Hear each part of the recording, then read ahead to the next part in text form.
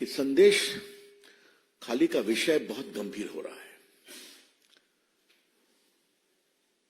माननीय कलकत्ता हाईकोर्ट ने क्या टिप्पणी की है आपके सामने में।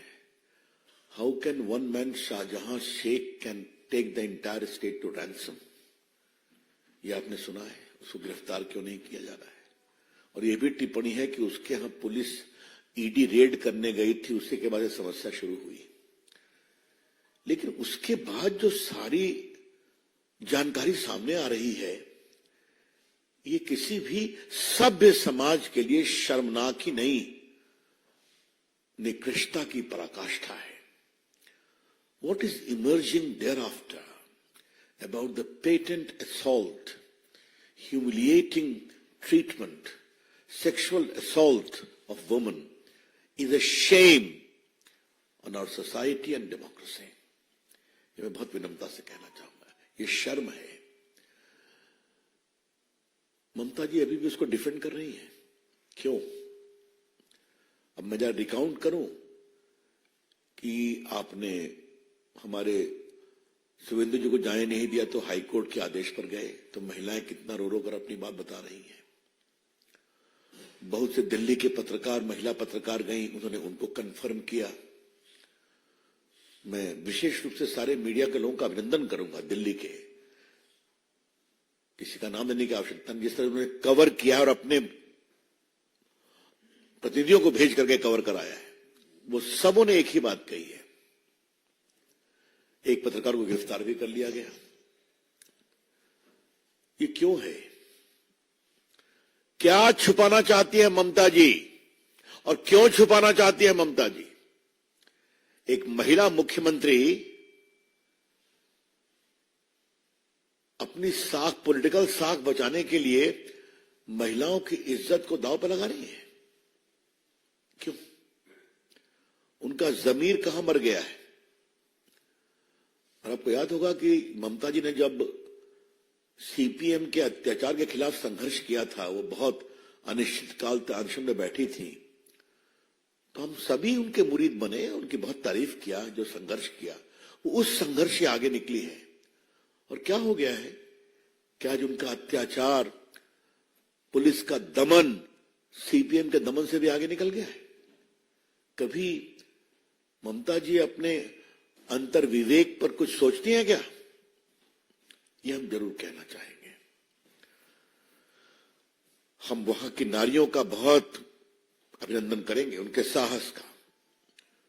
और क्या कलकत्ता से मात्र 75-80 किलोमीटर दूर ऐसा हो सकता है क्या कि लोगों की जमीन छीन ली जाए? वो खेती में धान उगाते हैं, बाकी फसलें उगाते हैं, सब में पानी छोड़ करके कहा यही मछली पालो। पूरी जमीन के हेल्थ को खराब कर दिया गया। तो जमीन का कब्जा करना, उनको बेदखल करना, महिलाओं की आबरू लूटना। और मुझे सबसे तो तारीफ ने आश्चर्य हुआ है कि जो एसआईटी जा रही है, ममता जी ने बनाया, वो क्या सवाल पूछ रही है। आज कई अखबारों ने लिखा है उस पर। मतलब सुप्रीम कोर्ट के गाइडलाइन बहुत सख्त हैं। In case of sexual assault and abuse of womens person, पूछताछ एक नॉर्म से होनी चाहिए। और एसआईटी पब्लिक में जाकर के एक ही सवाल पूछ रही है बार बार, क्या हुआ, कब हुआ, कैसे हुआ। मतलब वो सवाल कर रही हैं कि उनको और बेइज्जत कर रही हैं ताकि उनका मनोबल टूटे। तो भारतीय जनता पार्टी अपने राष्ट्रीय मंच से इसकी बहुत भर्त्सना करती है। और ममता जी, आपको इसका जवाब देना पड़ेगा। और ममता जी, आपको इसका राजनीतिक जनता जवाब देगी। ममता जी विल हैव टू पे फॉर इट। और हम अपने बीजेपी के कार्यकर्ताओं का बहुत सम्मान करते हैं, जिसे वो संघर्ष कर रहे हैं वहां जाकर के। पूरी पार्टी पूरी मजबूती के साथ खड़ी है। इसी संबंध में हमको एक बात और कहनी है, बाकी पार्टियां खामोश क्यों हैं? कल मैंने सुना है कि सीपीएम की एक नेत्री घूमने गई है, लेकिन सीपीएम ने अभी तक औपचारिक विरोध नहीं किया है, पब्लिक कमेंट नहीं किया है। राहुल गांधी जो हर विषय पर बोलते हैं खामोश हैं, विरोध नहीं किया है, पब्लिक कमेंट नहीं किया है। राहुल गांधी जो हर विषय पर बोलते हैं खामोश हैं। चंडीगढ़ की एक घटना हुई, हम सुप्रीम कोर्ट के निर्णय का सम्मान करते हैं, दैट इज क्लोज चैप्टर, लेकिन उस पर सब कोरस में भाषण दे रहे हैं। आप देख लीजिए, आज अखबारों में चंडीगढ़ के डेवलपमेंट पर सबों की टिप्पणी है, लेकिन सैकड़ों की संख्या में सोनाखाली में माताएं, बेटियां, बहनें उनकी आबरू लूट रही, इस पर सभी खामोश हैं। तो ये क्या मतलब है इसका? हम इस विषय को उठाना चाह रहे हैं। ये लोग कहते हैं कि भाजपा लोकतांत्रिक है, भाजपा में लोग सुरक्षित नहीं है। आज आपके राज में महिलाएं सुरक्षित नहीं है। सरकार के पूरे पुलिसिया ताकत से उनको दमन किया जा रहा है। राहुल गांधी खामोश है, सोनिया गांधी खामोश है, ममता जी का मैंने बताया, वामपंथी खामोश है, महान विभूति अरविंद केजरीवाल खामोश है। तो ये है इनके दोहरे मानदंड। The sheer hypocrisy and utter double standard of these opposition parties is self-evident. ये क्या नारी की बात करेंगे? और हमें गर्व है कि हमारी सरकार जब बात करती है बेटी बचाओ बेटी पढ़ाओ का, नारी सम्मान की बात करती है, तो करके दिखाते हैं। लेकिन इनकी करने की बात तो दूर, एक टिप्पणी भी नहीं है कि हम संदेश खाली में जो हो रहा है उसे हम दुर्भाग्यपूर्ण मानते हैं। इतनी भी हिम्मत नहीं है कहने की, हमें लज्जा हो रही है, इतनी भी हिम्मत नहीं है कहने की।